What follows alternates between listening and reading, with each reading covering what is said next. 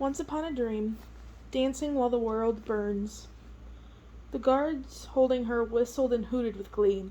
With a determined set in her jaw, Maleficent wrenched the dagger out. A fountain of blood streamed from the poor woman's chest, too purely, too neatly to seem impossible, considering the jagged impression of the wound. Aurora ground her knuckles into her mouth to keep from screaming. Maleficent chanted, "Magic of the darkest power, grant me this, but one more hour. I give thee blood for one who sleeps, my body dead, but my spirit keeps. Alive in her thoughts and dreams, though to her this world seems as real as the waking one, I will live again, my will be done." Almost delicately, like she was watering a fragile flower, Maleficent took her staff and held the crystal orb at its tip in the stream of blood. The world blurred. The orb was a hole in the air itself, and the blood bent and gushed into it, pulled into its vortex. Somehow it passed through the wall and filled the glassy vessel, churning and frothing redly. When it was full, the queen pulled her staff back and gave it a dramatic twirl. The blood inside glowed and bubbled furiously. Then it changed, losing its redness and becoming the familiar bright glowing green of Maleficent's magic. The queen sighed, shifting her shoulders and stretching out her arms as if she had woken from a long, restful sleep or come out of a hot bath. The shadows around her eyes were gone. Her skin looked fresher, plumper, but she didn't look entirely happy. "It isn't enough. It's taking more and more blood from these idiot nobles to sustain me for fewer and fewer minutes." Lady Astrid was apparently already forgotten. The two monsters let her fall forward. Blood pumped out of her in ragged spurts directly onto the floor. Blood moistened her gag as well, and began to collect in large, heavy drops in her chin. Aurora found herself praying that the lady was dead. There was something about the way the guards couldn't keep their eyes on their mistress, but let them slip to the pale body they now held. Their tongues hung out of their mouths, and they slavered hungrily. Maleficent moved her staff in a circle. "Spirits of evil, open the window to that other realm," she commanded. The orb traced a silvery outline in the air that shimmered and shivered. The view through it was one of the same room, but distorted, or less distorted. The details in the image were somehow more distinct than reality, the colors more complicated. It was both uglier and more fascinating than the real room. But that wasn't what caused Aurora to gasp. In that other room, through the shimmering window, the queen's bed wasn't empty. Aurora herself slept in it. The princess fell against the castle wall. It wasn't like looking at a statue or a painting of herself. It really was her. She knew it. She knew there would be a teeny tiny freckle on the inside of the left pinky finger. She could feel the way her belly flattened when she lay on her back. She knew her own breathing, which the other Aurora wasn't really doing. She who sleeps. Aurora was the one who slept. Though to her this world seems as real as the waking one. This wasn't real. The whole world wasn't real. As soon as she thought it, she knew it was true, felt it was true. Over there in that complicated, ugly world, that was reality. This was all a dream.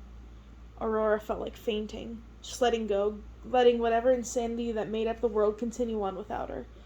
Maleficent looked at Aurora's bed thoughtfully. "All I need to do is hold on a little longer," she murmured, "until the clock chimes 12 and her 16th birthday is over." She regarded the blonde hair, the petite frame, the delicate feet, the pixie nose of the sleeper. "I suppose her body will have to do until I can find better," she added with an only slightly disappointed shrug. "But I will have an entire kingdom at my disposal at that point." "Do not faint." A tiny glimmer of a voice insisted annoyingly in Aurora's mind. But it was her own voice, from inside her head, not a hallucination or a visit from an outside fairy. Passing out would not solve anything. This was all very real. It was happening. It would not go away. She would have to deal with thinking about it and processing it and weeping over it and all of the real ramifications later. Right now, she had to run. "Your Majesty, Princess Aurora is—" Liana, who had been hurrying up the stairs, but stopped when she saw Aurora in the shadows. The two girls regarded each other. Then Aurora's eyes drifted from the other girl's face to her feet. Liana had picked up the skirt of her dress to run quickly up the stairs, just as the princess had. But where Aurora had golden shoes, Liana had trotters. Splayed, ugly, fleshy trotters. Which was why she was always walked so oddly, Aurora realized. It wasn't a foreign habit. She was one of Maleficent's creatures. "Your Highness," Liana whispered, addressing the princess this time. Somehow this spurred Aurora into action. She swept past the other girl quickly down the stairs, slamming her shoulder into her as she went. "Traitor," she hissed, almost like her aunt. Where could she go? Her first urge was her bedroom. Safe, lonely, comfortable bed. That was dumb. Her second thought was to hide under the bed, like a little child, which was also dumb. Her third thought was a broom closet, which, with the entire castle of monstrous guards and a powerful fairy queen after her, was also dumb. She stood for a moment, frozen, terrified. There was no place to go. There was only one place to go. Outside. She moved like she was diving, lunging toward the back entrance, where just days ago she had gone to meet Kyle. Aurora didn't have the time or energy to be terrified of the dark green dome of vines overhead. She just made straight across the outer defenses for the keep. One lone old crone marked the princess's presence with a vaguely curious raised eyebrow as she emptied a water skin over her parched plot of beans. Golden ball or not, things died without help in this world. The princess dashed into the nearest tower of the outer wall. Even though the heavy stones, she was sure she could start her to hear movement. An alarm raised once it was realized she had fled. Up, up, up, she climbed the staircases she had played on as a child, free to roam the castle at will like a rat. Her dress kept tangling with her legs despite her nimbleness and grace. She paused just enough to rip the train off. She felt a twinge of sorrow for the woman who sewed the cloth and the old woman who wove it. But her legs were now free, and she could take the steps several at a time. She doubled her speed past the floors with barracks. Not all human guards had gone to the ball. People still had to patrol, despite the safety of the thorny barrier. They looked up at her from benches where they were sharpening their swords or polishing their helms.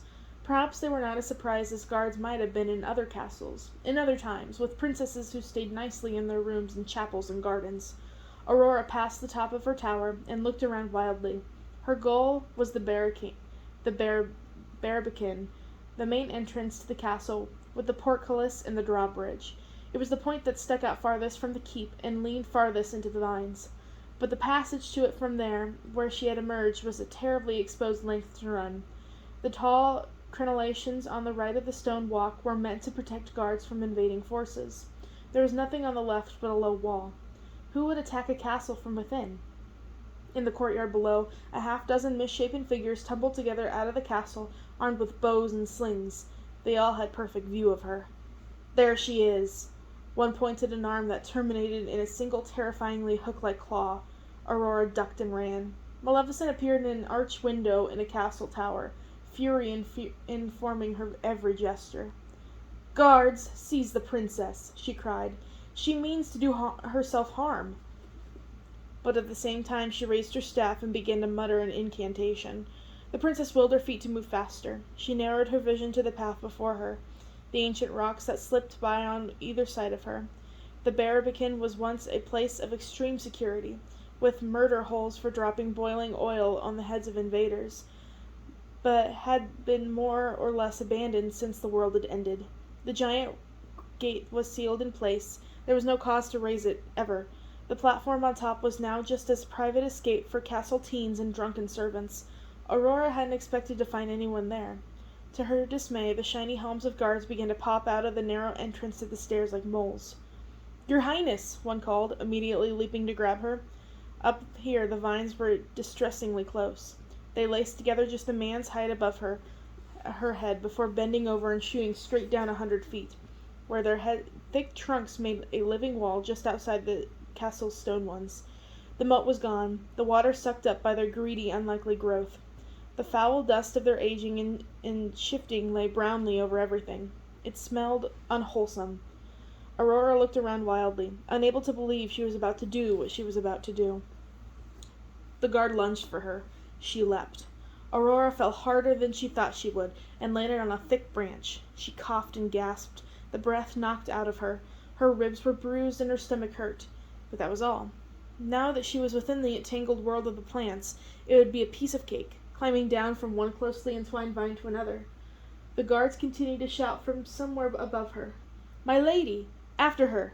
Queen Maleficent, what do we do?"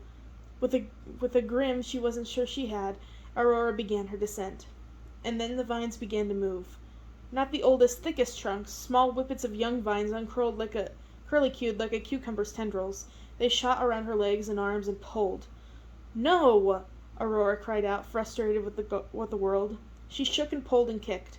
The greenery snapped away as easily as bean sprouts. The princess was taken aback by how curiosity in its accomplishments. She really hadn't expected it to be so easy. A little less cocky but more resolute, Aurora moved more quickly downward. Then thorns grew much faster when they were supposed to, erupting wide and thick and unseemingly in the way they pushed through the skin of the vines and each other. They pierced Aurora's flesh and sharp as needles. Everywhere she tried to place her hands, they sprung up. Very quickly she was covered in cuts and punctures and rivulets of blood. Also they screamed. They screamed as they forced their way through their own stalks and into one another. They screamed in delight when they pricked her. They grew strange faces, long and lined like old men's. But when they managed to speak, they sounded like Maleficent. "Go back. There's nothing for you out there. Return to the castle." Aurora bit her lip and tried not to sob. She couldn't move for the sharp thorns everywhere. "Go away!" she shouted in rage and bitterness. "I wish you would just disappear!"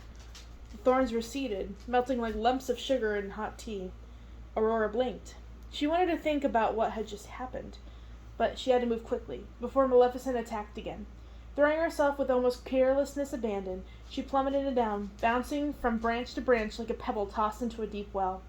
She hit the dark ground like a sickening hardness. Her head was snapped back and jarred so badly that everything went blurry. It didn't help that the air was thick and dusty and in a permanent twilight. But there, some distance away from the castle, just barely visible through the interlaced vines, she could see a faint flicker of yellow light. Golden and bloody, Aurora straightened her shoulders and walked toward the sunshine.